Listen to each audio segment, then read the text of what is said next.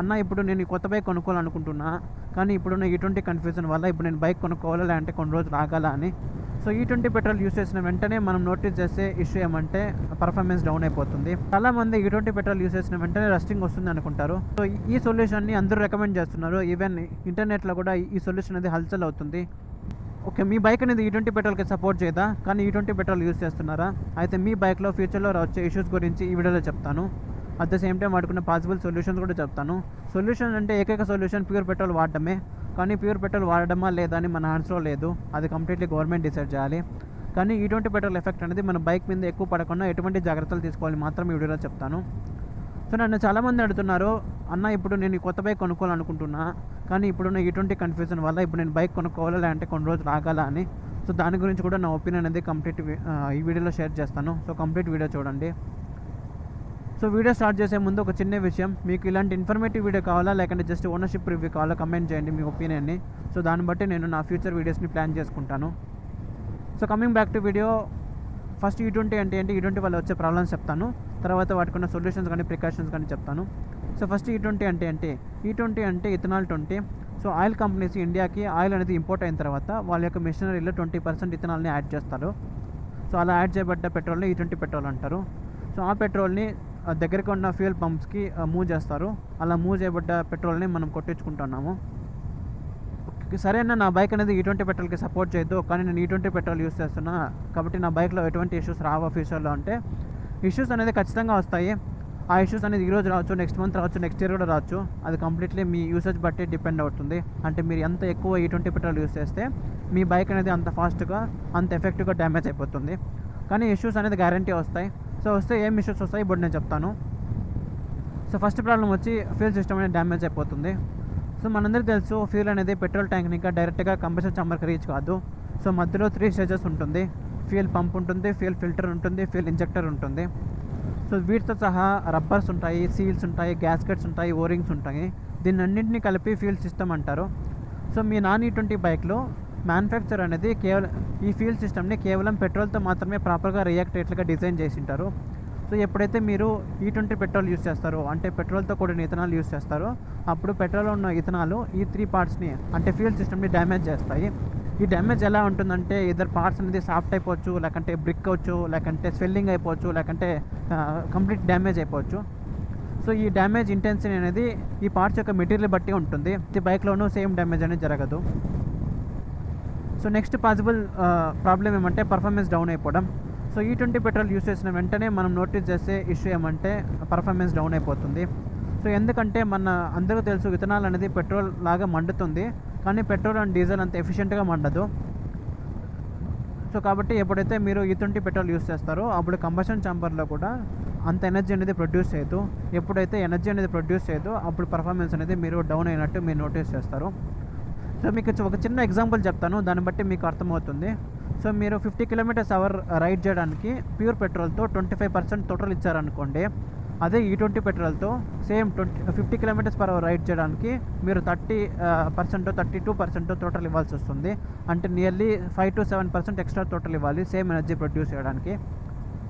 So అలా మీ non ఈ20 bike అనేది అలా ఈసీయూ అనేది ట్యూన్ చేసినది కాబట్టి మీకు సేమ్ పెట్రోల్ పోతుంది, కాబట్టి మీకు పర్ఫార్మెన్స్ అనేది డౌన్ అయినట్లుగా అనిపిస్తుంది.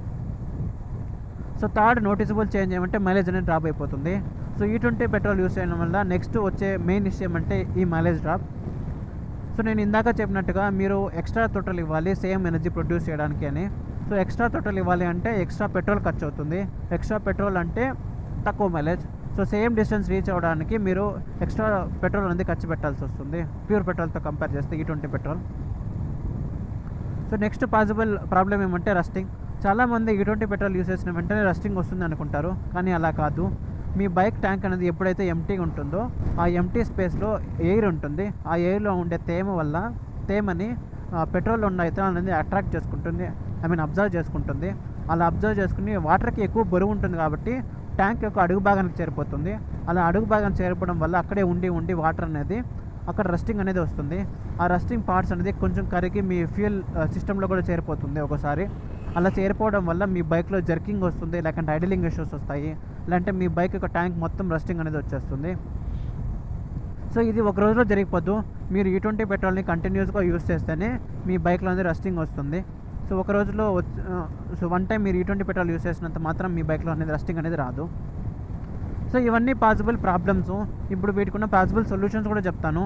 ఈ సొల్యూషన్స్ అనేది 100% వర్క్ అవుతాయని కాదు, కానీ E20 పెట్రోల్ ఎఫెక్ట్ అనేది మన బైక్ మీద ఎక్కువ పడకుండా ఈ సొల్యూషన్స్ కానీ టిప్స్ కానీ హెల్ప్ చేస్తాయి అంతే. సో ఫస్ట్ పాసిబుల్ సొల్యూషన్ ఏమంటే మీ బైక్ ట్యాంక్ని ఎప్పుడు ఎంటీగా పెట్టుకోవద్దండి. ఎప్పుడైతే మీ బైక్ ట్యాంక్ ఎంటీ ఉంటుందో అప్పుడే అక్కడ మాయిశ్చర్ క్రియేట్ చేయడానికి ఛాన్సెస్ ఉంటుంది, కాబట్టి రస్టింగ్ అనేది స్టార్ట్ అవుతుంది. కాబట్టి అట్లీస్ట్ ముక్కాల్ ట్యాంక్ అంటే 3/4 ట్యాంక్ అనేది మీరు ఫుల్గా పెట్టుకోండి. అప్పుడే మాయిశ్చర్ క్రియేట్ అయ్యడానికి ఛాన్సెస్ అనేది చాలా తక్కువ ఉంటుంది. అప్పుడు కూడా క్రియేట్ అవుతుంది, కానీ హాఫ్ ఎంటీ ట్యాంక్ అనేది అంటే ఫుల్ ట్యాంక్ ఎంటీ ఉండటంతో కంపేర్ చేస్తే తక్కువే కదా. సో అది నా point. So second possible solution ఏమంటే సర్వీసింగ్. నేను ఆల్రెడీ చెప్పా, E20 పెట్రోల్ వల్ల మెయిన్గా ఎఫెక్ట్ అయ్యే పార్ట్ ఏమంటే ఫ్యూల్ సిస్టమ్. ఎందుకంటే ఫ్యూల్ అనేది ఎప్పుడో కాంటాక్ట్లో ఉంటుంది కాబట్టి మీరు ప్రతిసారి సర్వీస్ చేసేటప్పుడు వాళ్ళకి చెప్పండి, అన్న ఈ బైక్ అనేది E20 పెట్రోల్కి సపోర్ట్ చేయదు, సో కాబట్టి మీరు ఫ్యూల్ సిస్టమ్ అనేది ప్రాపర్గా క్లీన్ చేయండి, చెక్ చేయండి అని చెప్పండి. సో వాళ్ళు చేసిస్తారు. కాకపోతే వాళ్ళు ఫ్యూల్ సిస్టమ్ని క్లీన్ చేయడానికి కొంచెం ఎక్స్ట్రా కాస్ట్ అనేది తీసుకుంటారు.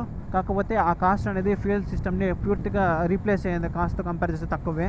కాబట్టి మీరు ప్రతిసారి సర్వీస్ చేసేటప్పుడు ఫ్యూల్ సిస్టమ్ని క్లీన్ చేయమని చెప్పండి. సో థర్డ్ పాసిబుల్ సొల్యూషన్ ఏమంటే ప్యూర్ పెట్రోల్ యూస్ చేయడం. చాలామందికి ప్యూర్ పెట్రోల్ ఉంటుందని తెలీదు, కానీ ప్యూర్ పెట్రోల్ అయితే ఉంది. హెచ్పీలో ఉంది, ఇండియన్ ఆయిల్లో ఉంది, బీపీసీఎల్లో కూడా ఉంది. ఏమంటే అది 169 రూపీస్ ఉంది బెంగళూరులో. మీరు ఎప్పుడైతే ప్యూర్ పెట్రోల్ యూస్ చేస్తారో అప్పుడు ఇథనాల్ క్వాంటిటీ అనేది తగ్గిపోతుంది. సో ఇథనాల్ క్వాంటిటీ తగ్గిపోయిందంటే మీ బైక్లో E20 వల్ల వచ్చే ఇష్యూస్ కూడా తగ్గిపోతాయి లాంగ్ రన్లో. కాబట్టి ప్యూర్ పెట్రోల్ యూస్ చేయడానికి అట్లీస్ట్ ఎవ్రీ 2000 ఆర్ 3000 వన్స్ ఒకసారి మీరు ఫుల్ ట్యాంక్ చేయించుకోండి మీకు పాసిబుల్ అయితే. చాలా సిటీస్లో ప్యూర్ పెట్రోల్ దొరకవు. సో ఎప్పుడైతే ప్యూర్ పెట్రోల్ దొరుకుతుందో అప్పుడు ఫిల్ చేయించుకోండి. సో నెక్స్ట్ పాసిబుల్ సొల్యూషన్ ఏమంటే పార్ట్స్ని చేంజ్ చేయడం. సో ఈ సొల్యూషన్ని అందరూ రికమెండ్ చేస్తున్నారు. ఈవెన్ ఇంటర్నెట్లో కూడా ఈ సొల్యూషన్ అనేది హల్చల్ అవుతుంది. సో ఏమంటే కంప్లీట్ పార్ట్స్ని చేంజ్ చేయడం. సో ఏదైతే E20 వల్ల ఎక్కువ ఎఫెక్ట్ అంటే ఎక్కువ డ్యామేజ్ అవుతుందో ఆ పార్ట్స్ని E20 కంపాటబుల్ పార్ట్స్తో రీప్లేస్ చేయడం. సో ఇప్పుడు నా NS200 ఉంది, అది 2022 మోడల్. అది E20 కంపాటబుల్ కాదు, అది E10కి మాత్రమే కంపాటబుల్. సో నేను సర్వీస్ సెంటర్కి వెళ్ళి వాళ్ళకి చెప్తాను, అన్న నా బైక్ యొక్క ఫ్యూల్ సిస్టమ్ని E20 కంపాటబుల్ ఉన్న ఫ్యూల్ సిస్టమ్తో రీప్లేస్ చేయండి అని. సో అప్పుడు వాళ్ళు చేసిస్తారు. ఏమంటే అది ఫ్యూల్ సిస్టమ్ అంతా చేంజ్ చేస్తారు కాబట్టి వాళ్ళు కొంచెం ఎక్స్ట్రా అనేది ఛార్జ్ చేస్తారు. సో మీకు అది ఓకే అయితే చేంజ్ చేయించుకోండి. సో వన్స్ మీరు కానీ అలా చేంజ్ చేయించుకున్నారు అనుకోండి, అప్పుడు ఫ్యూల్ సిస్టమ్ అనేది మీ E20 పెట్రోల్తో ఎటువంటి రియాక్షన్ జరగదు. అప్పుడు మీ ఫ్యూల్ సిస్టమ్ కూడా డ్యామేజ్ కాదు ఫ్యూచర్లో.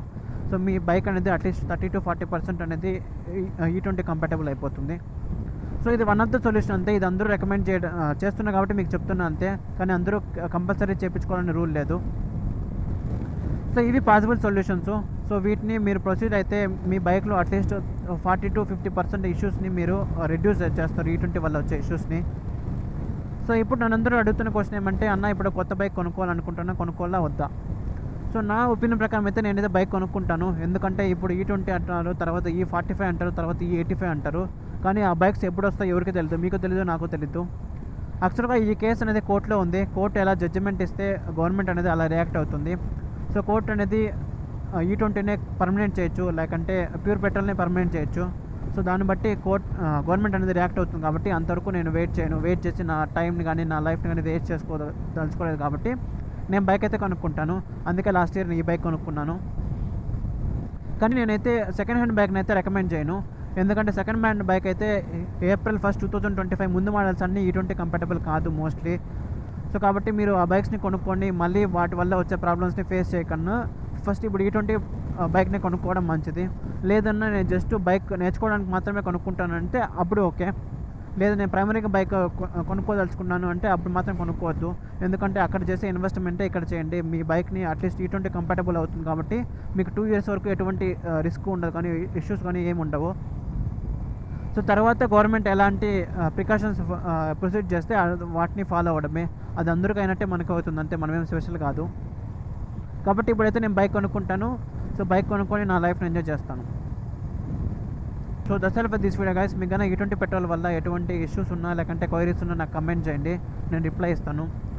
సో మీరు కూడా E20 పెట్రోల్ యూస్ చేయడం వల్ల మీ బైక్లో ఏమైనా ఇష్యూస్ నోటీస్ చేశారా, లేకంటే ఏమైనా టిప్స్ ఫాలో అవుతున్నారా కూడా కమెంట్ చేయండి. సో వేరే వాళ్ళు చూసి వాటిని కూడా నేర్చుకుంటారు, అట్ ద సేమ్ టైం వాటిని కూడా ఫాలో అవుతారు. సో నేను ముందు చెప్పినట్టుగా మీకు ఇలాంటి ఇన్ఫర్మేటివ్ వీడియో కావాలా లేకంటే జస్ట్ ఓనర్షిప్ రివ్యూ కావాలా కూడా కమెంట్ చేయండి. సో దాన్ని బట్టి నేను నా నెక్స్ట్ వీడియోస్ని ప్లాన్ చేసుకుంటాను. So that's all for this video guys. I will see you in the next vlog.